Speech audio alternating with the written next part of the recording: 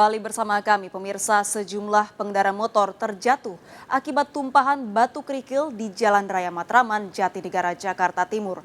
Muatan batu kerikil tumpah dari truk setelah menabrak kolong jembatan rel kereta api.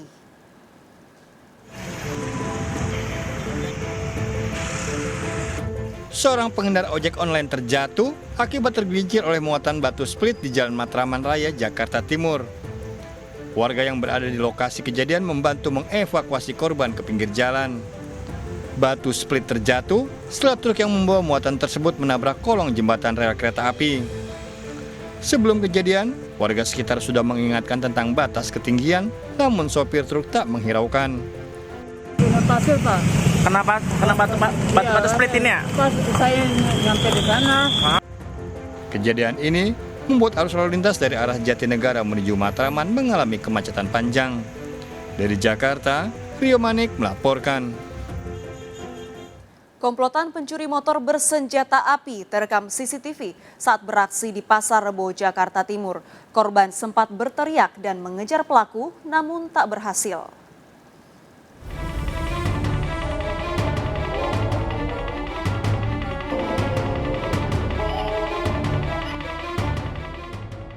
Dua pencuri menggunakan motor berhenti di Jalan Sabeni 1 Kalisari Pasar Rebo, Jakarta Timur.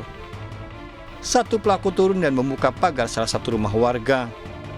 Setelah berhasil membuka pintu pagar, pelaku mengambil sebuah motor metik. Usai merusak kunci kontak kendaraan, pelaku yang diduga membawa senjata api segera kabur. Korban yang menyadari peristiwa tersebut berusaha mengejar namun tak berhasil. Pelaku leluasa beraksi saat situasi sepi. Dia itu buka-buka ini, terus pas dibuka itu ternyata maling. Saya nggak buka, karena kondisi kalau dibuka kadang sepi. Saya nggak buka semua. Nah pas dia udah ngambil jalan, saya pikir ada yang nolongin saya. Saya minta tolong teriak, tapi nggak ada orang. Kondisi sepi. Berapa orang pelaku, Ibu? 2 orang. Korban telah melaporkan kasusnya ke polisi. Kawasan ini rawan pencurian. Dari Jakarta, Rio Manik melaporkan. Pemirsa, jenazah Brigadir Yosua telah diotopsi ulang di RSUD Sungai Bahar, Muaro Jambi untuk mengungkap teka-teki kematiannya. Sang ibu histeris saat makam Brigadir Yosua dibongkar.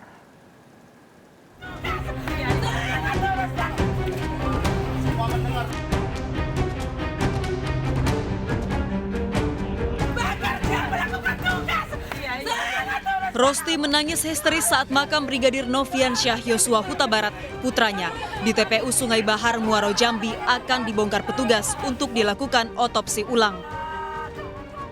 Wanita paruh baya ini nyaris pingsan, tak kuasa menahan duka mendalam. Ia bahkan berteriak menuntut keadilan ditegakkan atas kematian putranya. Pembongkaran makam dilakukan atas permintaan keluarga agar jasad Brigadir Yosua bisa diotopsi ulang karena mencurigai ada kejanggalan dalam kematiannya. Lebih dari 300 personil polisi menjaga ketat proses ini. Kurang lebih 1 jam, makam Brigadir Yosua bisa dibongkar. Menggunakan mobil ambulans, jenazah Brigadir Yosua dibawa ke RSUD Sungai Bahar yang berjarak 2 km dari pemakaman untuk diotopsi ulang oleh tim dokter forensik.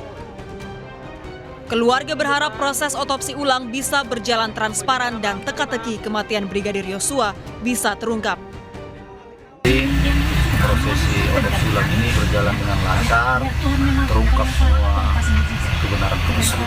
Sebelum diadakan pembagian makam, kami adakan dulu doa bersama teman kita untuk bertemu dengan tim forensik yang datang dari Jakarta. Sebelumnya dalam konferensi pers disebutkan terjadi baku tembak antara Brigadir Yosua dan Baradae hingga menewaskan Brigadir Yosua di rumah dinas Kadif Propam nonaktif Irjen Pol Verdi Sambo di Duren 3, Jakarta Selatan. Tim Liputan iNews melaporkan. Tim forensik menemukan sejumlah luka saat melakukan otopsi ulang terhadap jenazah Brigadir Yosua di Sungai Bahar, Jambi. Namun untuk memastikan kondisi luka tersebut, tim forensik harus memeriksa lebih lanjut.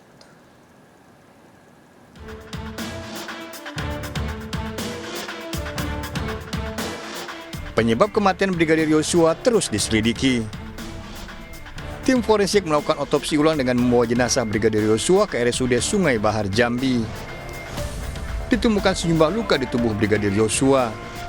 Namun untuk mengetahui penyebab luka tersebut masih harus dilakukan pemeriksaan lebih lanjut. Pada jenazah yang sudah membusuk juga ditemukan memar atau kemerahan. Itu yang harus, ya tentunya kita ketemu beberapa luka ya, dan tentunya itu nanti akan kita periksa luka itu terjadi sebelum kematian atau setelah kematian. Yang lain-lain tentunya itu tadi seperti saya sampaikan di awal, adanya kemerahan atau warna coklat kehitaman pada posisi jenazah yang sudah membusuk itu harus diteliti karena kita harus tahu itu luka betulan atau hanya sebuah postmortem discoloration atau secara bahasa umumnya adalah pewarnaan ya. Jadi karena proses pembusukan tadi sehingga darah akan mewarnai jaringan sekitarnya. Nah ini kita harus bedakan dari kedua ini karena itu tidak mungkin hanya kita periksa secara makroskopik artinya dengan penglihatan saja. Tim forensik juga menjamin bekerja secara independen tanpa ada titipan. Kami juga pada saat otopsi tadi kami sangat terbuka dan kami bisa nyatakan kami bersifat independen dan imparsial. Tidak ada yang menitipkan apapun atau memberikan intervensi apapun. Dan saya rasa di sini kehadiran dari Komnas HAM dan Kompolnas juga menjadi pemasti ya, mengawasi pengerjaan kami dan memastikan dan memberi jaminan kepada masyarakat bahwa pekerjaan yang kita lakukan di sini secara independen dan imparsial. Hasil otopsi ulang ini akan menjadi acuan Komnas HAM untuk mencocokkan dan melengkapi laporan yang sudah masuk.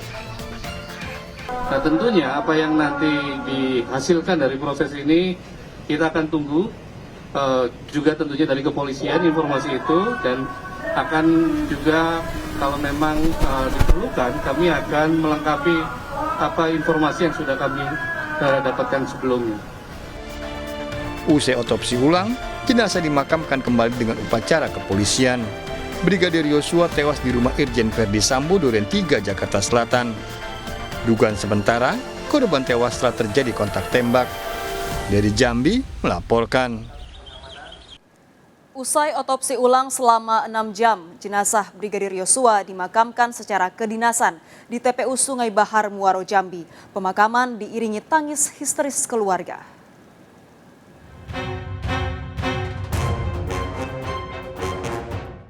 Jenazah Brigadir Nurfiansah Yosua Huta Barat tiba di tempat pemakaman umum Desa Sukamakmur, Kecamatan Sungai Bahar, Muaro, Jambi, hari Rabu.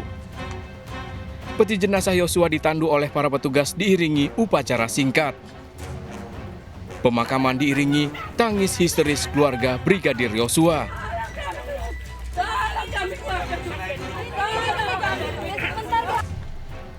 Pemakaman secara kedinasan merupakan permintaan khusus keluarga mendiang. Tim kuasa hukum mengatakan keluarga ingin melihat langsung jenazah Yosua dimakamkan secara kepolisian sebagai bentuk penghormatan. Sebab Yosua meninggal dunia saat bertugas sebagai anggota Polri. Persetujuan prosesi pemakaman secara kedinasan sempat mematik dilema antara Polda Jambi dan Mabes Polri terkait perintah ihwal tata cara pemakaman. Namun penghormatan terakhir secara kedinasan akhirnya mendapat persetujuan dari Polri. Pemakaman dilakukan setelah tim forensik gabungan melakukan otopsi ulang terhadap jenazah Brigadir Yosua. Otopsi ulang di Rumah Sakit Umum Sungai Bahar berlangsung selama 6 jam. Dari Muaro, Jambi, Tim Liputan iNews melaporkan. Misteri kematian Brigadir Yosua mulai terungkap setelah penyidik memeriksa CCTV hingga handphone milik Brigadir Yosua. Brigadir Yosua disebutkan tewas dalam baku tembak dengan Barada Eliezer di rumah dinas Irjen Verdi Sambo.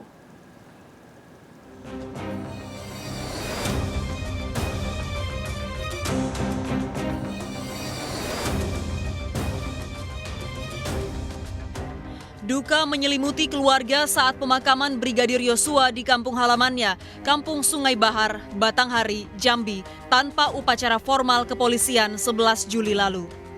Keluarga menyesalkan karena Brigadir Yosua belum terbukti bersalah.